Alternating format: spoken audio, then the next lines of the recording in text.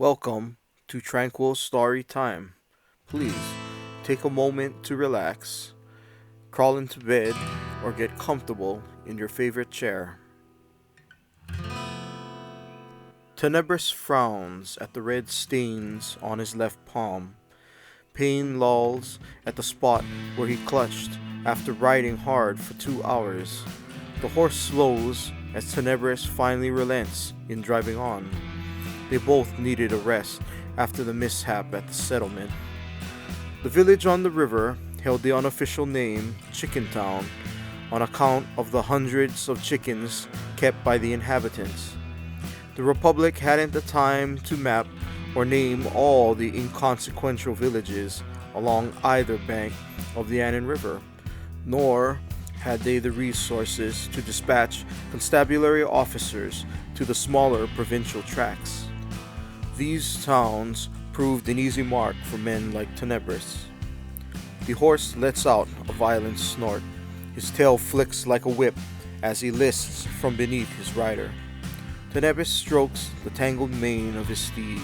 Calm yourself. I know we just met, but I'm a gentle rider. Well, most of the time. The horse does not agree and flicks his head hard against the reins. So, we're gonna play the game like this?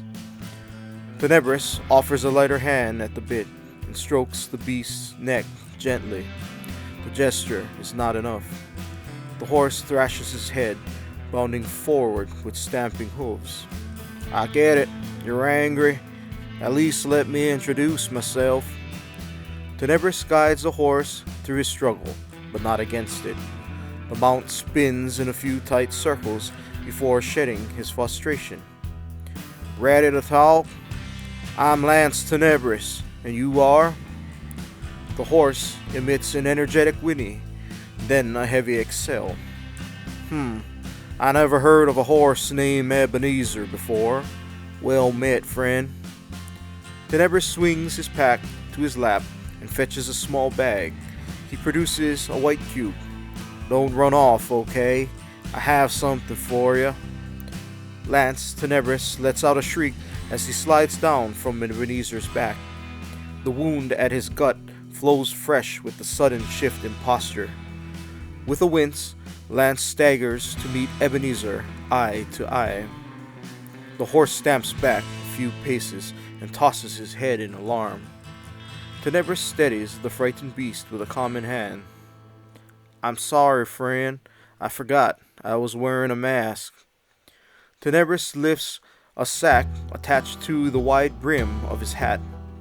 The sack obstructs his face beneath the painted facade of a grim scarecrow.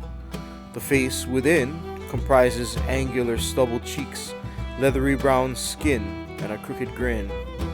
Tenebris tosses a thread of thinning gray hair from his eyeline and holds the white cube to the horse's mouth. Ebenezer nickers and snatches the sweet cube without hesitation. Here, have another. Ebenezer obliges. Tenebris knew he had little time, but their rushed departure afforded a few moments to appraise the situation. The contents of Tenebris's rucksack clatter to the dry earth. He gives the sack a firm shake, emptying it completely. A puff of orange dust rises as a sultry breeze drags a tumbleweed across their path. Lance Tenebris fetches a canteen and a gilded bowl. He rinses his hands clean and pours the rest of the desert-warm water into the bowl. He takes a sip before offering the rest to Ebenezer. We must find a well soon. Tenebris removes his shirt and sits cross-legged on cracked soil. The wound is a jagged tear across his side, just a glancing shot. The ball must have passed through upon closer inspection. The damage is minor, but it could turn foul if not treated and bandaged. Among his few belongings, a flask of amber liquid contains just enough for the job. The potent liquor stings as it coats the wound. Lance takes a heavy gulp, taking in the rest before returning the flask to the rucksack. Once the dullness of liquor sets in, Tenebris cinches a clean swatch torn from his blood-stained shirt.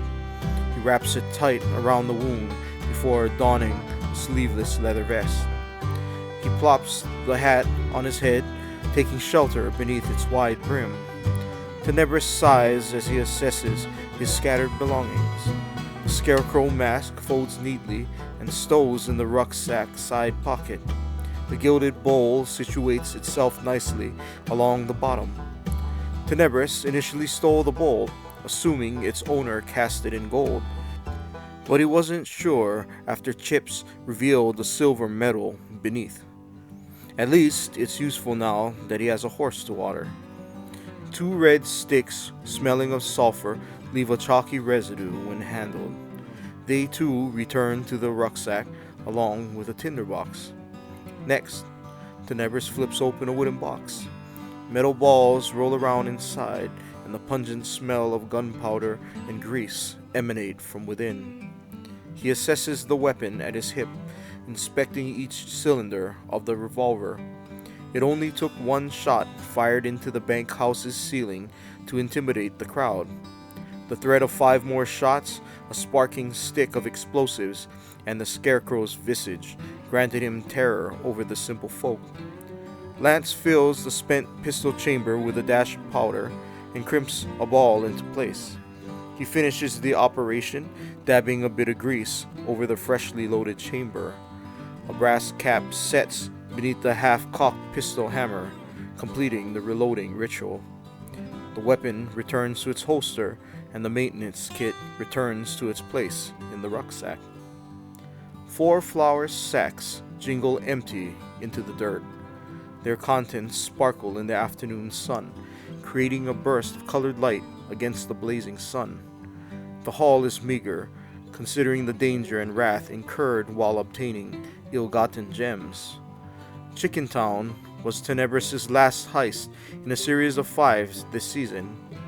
The isolated town and its rural inhabitants should have provided a cut-and-dry caper, but something went wrong. A patrolling ranger was watering himself and his horse at the saloon when the bomb broke the bank. Simply walking out of town was impossible after the ranger's rifle shot tore his side. Luckily for Lance, Ebenezer's owner hitched him unattended near the edge of town. The horse complied out of duress, and a narrow window of escape opened. Unfortunately, the spoils of Chicken Town got lost during their flight. Maybe the jewels fell along the way, but retrieving them now would be foolish. No doubt a posse gives chase, emboldened and perhaps even accompanied by a legendary ranger of the Anon Plains. Fighting isn't a possibility either. Tenebris never shot another person before. Robbery required skill in intimidation, not gunfighting. Besides, he could barely shoot a tin off a fence post at 30 paces. Escaping was fortunate enough. Lance Tenebris sighs and assesses each tiny gem before consolidating his loot into a single bag. When he's finished, he sweeps his hand through the dirt, ensuring none remain behind. He tucks the valuables into his vest and stuffs the empty bag into the rucksack before returning to his feet. "What do you say, Eb? West into the desert?" He runs his fingers through Ebenezer's mane, freeing a web of tangles. Ebenezer waggles his head, breathing out slowly. I know. I'll find us some water first, trust me." The horse whinnies. "Sure, I made the journey a dozen times now." It's true.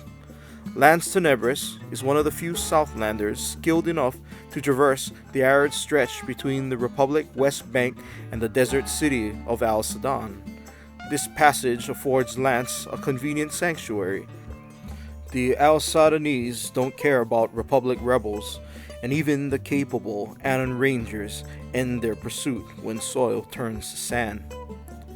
Tenebris gives Ebenezer a pat and inspects the horse's build.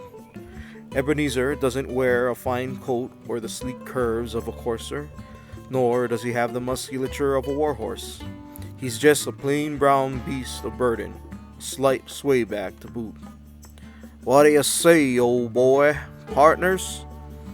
Ebenezer stamps and lets out a furious whinny. Yeah, I'm too old too, but I got a few heists left in me. Tenebris grunts and attempts to swing astride Ebenezer once more. The horse snorts hard and shifts away just enough to prevent being mounted. Tenebris smirks at the uncooperative horse. Let me see if I can't make you a little bit more comfortable. Lance removes the saddle and pad, letting the horse enjoy the open air for a moment. Ebenezer's former owner knew little about proper horse care.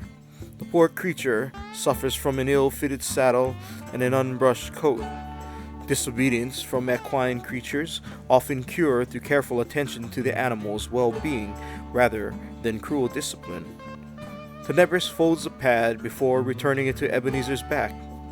He carefully hoists the saddle over the folded pad and inspects the fit. The saddle now sits looser, no longer digging into Ebenezer's neck and rump. There you go, fella. I'll treat you right if you stick with me. The horse's eyes grow wide. He looks deep into Tenebris's gaze. He nickers and draws his neck back in warning. Ebenezer causes Lance to pause. No, I didn't notice that the bank was near a schoolyard. But you're right. I'm lucky I didn't kill anyone. I never thought about others before. I always thought I'd just get myself killed or hung. I never wished to harm anyone. I'll consider your assertion. Lance strokes Ebenezer's jaw and falls into a bout of contemplation. Without a doubt, Lance Tenebris is a lucky man. As yet, Lance selected his targets well.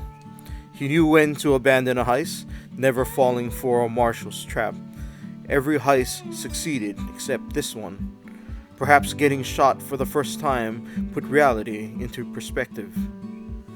Tenebris didn't expect a crossroad moment ever again. The first occurred when his wife Ethel left, taking his only child Trevor with her. Lance refused to abandon a criminal life then. He expected death or capture would shorten his lifespan, but it never did. Over the decades, the sensation of loss faded, overwhelmed by the satisfaction and wealth of his profession. Truthfully, Tenebris never felt satisfied. Unending seasons of robbing, then riding off into Al Sadani's sunsets, became lackluster and meaningless. Until today, when a horse spoke words only Tenebris could hear, the only words he needed to hear. Ebenezer perks his ears and lets out a neigh. But where do I start? I can't possibly repay my crimes. The horse nuzzles Tenebris's face. Lance returns the gesture. I suppose you're right. One day I might face justice, but I'll take one step at a time. Do you think there's still hope? Ebenezer paws the ground and arcs his neck. Lance can't help but sense a warm smile emerge from his new friend. Tenebris nods knowingly. The scarecrow mask reemerges from the rucksack. Memories of countless robberies tear at Tenebris's heart. Guilt burns like it never did before. The emotions sting but fade, leaving behind a sanguine relief. Perhaps redemption is still possible, perhaps not. Either way, Lance Tenebris chose a fresh path today.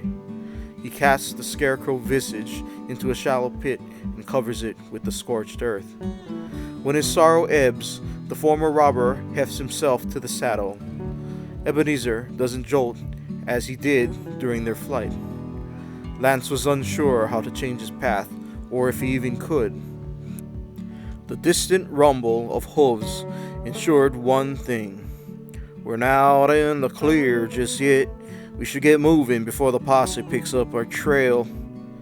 Tenebris squints across the flat horizon until he notices what he believes are the rusted blades of a windmill. Does that look like a farm, Eb? I reckon we head that way. The horse agrees, sighing confidently. Their slow walk quickens to a trot.